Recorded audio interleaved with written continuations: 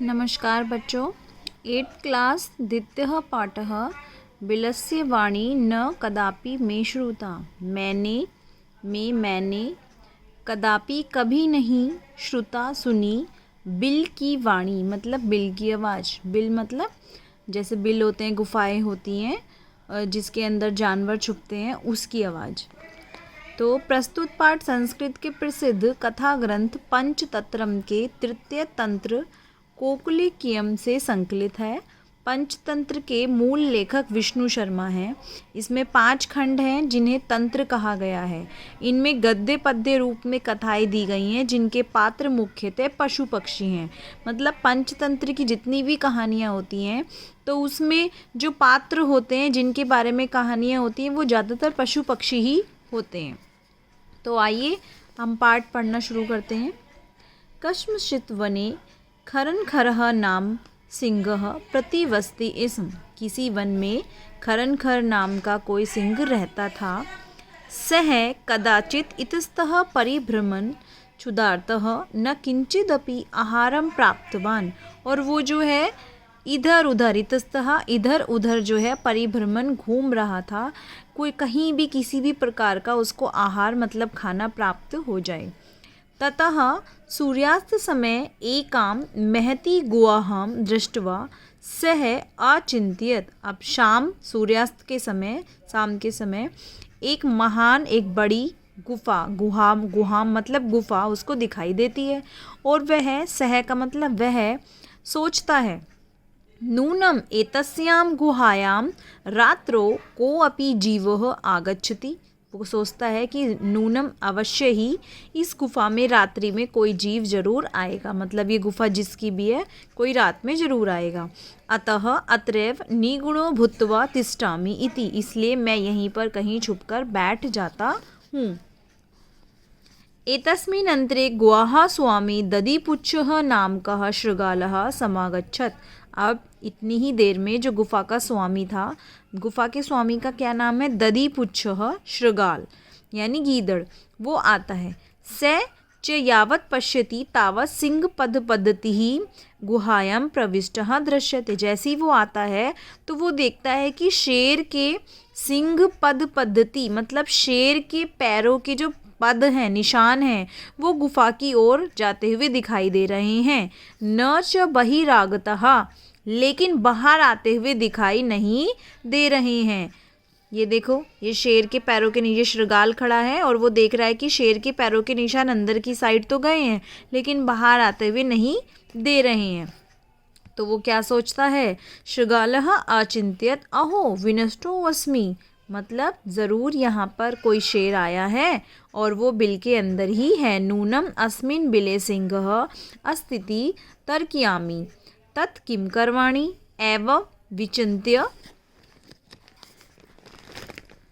दूरस्थ रवम कर्तुमारब्धः भो बिल। अब वो जो है दूर खड़ा होकर उसको ये अंदाज़ा हो गया कि कोई शेर अंदर गया लेकिन वापस नहीं आया। अब वो दूर खड़ा होकर बिल को आवाज़ दे रहा है, अरे बिल किम न स्मरसि, क्या तुम्हें याद नहीं? यमन्यतुवा सह समय कृतो अस्ति यद यदाहं ब्रह्यात् प्रतिगमिष्यामि तदा त्वं माम आकरिष्यसि। तो वो बिल को खड़ा होके बोल रहा है कि क्या तुम्हें याद नहीं है कि मैं जब बाहर खड़ा होके तुम्हें पुकारूंगा बाहर से तो तुम्हें क्या करना होगा?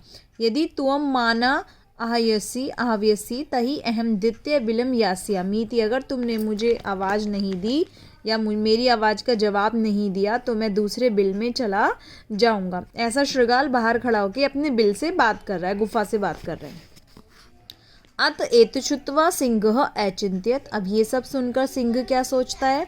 नूनमेषा गुहा स्वामिनः सदा संवाहन करोति। वो सोचता है कि जरूर जो गुफा का स्वामी है वो अपनी गुफा से ऐसे ही बात करता है, परंतु मद भयात न किंचित वदति। लेकिन मेरी डर की वजह से ये गुफा उसको जवाब नहीं दे पा रही है। शेर ने क्या सोचा कि गुफा भी उसको जवाब देती है लेकिन मैं बैठा हूँ ना गुफा में, तो मेरे डर की वजह से ये गुफा कुछ भी बोल नहीं पा रही है।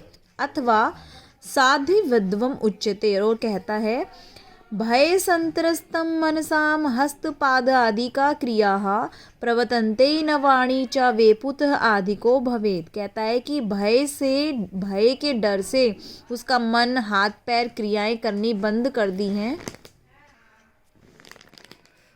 भय संत्रस्त मनसां हस्तपाद आदिकाः क्रियाः प्रवर्तन्ते न वाणी च वेपुतः अधिको भवेत्। भय यानी डर से हमारा मन हाथ पैर क्रियाएं सब काम करने बंद कर देते हैं और हमारी वाणी से भी कोई आवाज़ नहीं आती है। तो ऐसा शेर सोच रहा है कि मेरे डर की वजह से गुफा के हाथ पैर वाणी ने काम करना बंद कर दिया और गुफा कोई जवाब नहीं दे पा रही है। तदहम अस्य आहावम करोमि, इसलिए मुझे ही आहावन मतलब मुझे ही आवाज़ देनी होगी। एवं सह बिले प्रवश्य मभोज्य भविष्यति, और जैसे ही वो बिल में प्रवेश करेगा वो मेरा भोजन होगा। इत्थं विचार्य सिंहः सहसा शृगालस्य आहानं करोत्, और ऐसा सोचकर जैसे ही शृगाल दोबारा आहन करता है, सिंहस्य उच्च गर्जन प्रतिध्वनिना सा गुहा उच्चये शृगालम आह्वयात्, और शेर बहुत तेज आवाज़ में दहाड़ता है और शृगाल को आवाज़ देता है। अन्येन अन्यपि पशवः भयभीतः आवन, और जो आसपास के जितने भी जंतु थे वो भी भयभीत हो गए कि भाई उसकी दहाड़ सुनकर कि यहाँ पे कोई तो शेर है आसपास। शृगालो अपि ततः दूरम पलायमानः इमं पठत्, और शृगाल भी उसकी आवाज़ सुनकर बहुत दूर भाग गया। कि पहले तो मुझे शक था कि शेर के पाँव के निशान इसके अंदर है, लेकिन अब तो विश्वास हो गया कि शेर ज़रूर इसके अंदर है। और शेर की पागलपंती की वजह से जो शृगाल उसके अंदर आने वाला था वो भी वहाँ से भाग गया। अनागतम या कुरते स शोभते स शौच्यते यो न करोत्यनागतम, मतलब ना आने वाली, मतलब अगर कोई हम कुछ सोच रहे हैं। अनागतम ये आपके शब्दार्थ में भी दिया गया, आने वाला दुख। अगर हम आने वाले दुख के बारे में पहले ही सोच ले तो वो शोभा देता है।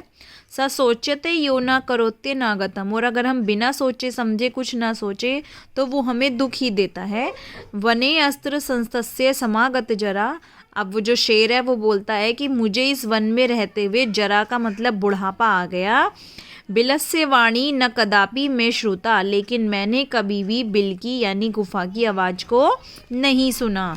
तो शेर को अब अपने ऊपर अफसोस हो रहा है कि मैंने तो कभी बिल की आवाज़ सुनी ही नहीं थी कि गुफा भी ऐसे आवाज़ लगाती है, और मैंने मूर्खता दिखाई।